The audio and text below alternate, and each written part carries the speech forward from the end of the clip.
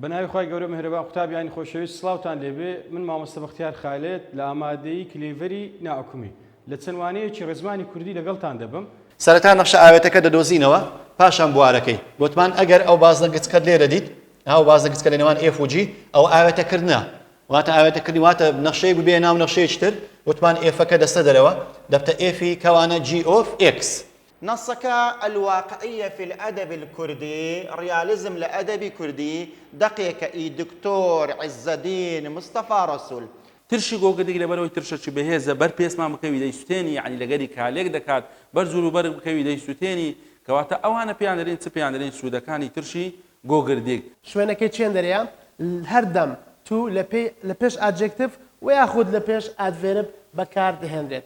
وا دابنێتەوە و خوانەوەکە و ڕوە لێژەکە سافن کە سافە یعنی دەخلێت واتە جوڵەیەکی بەهێڵ دەکاتن ئەو بارستایە.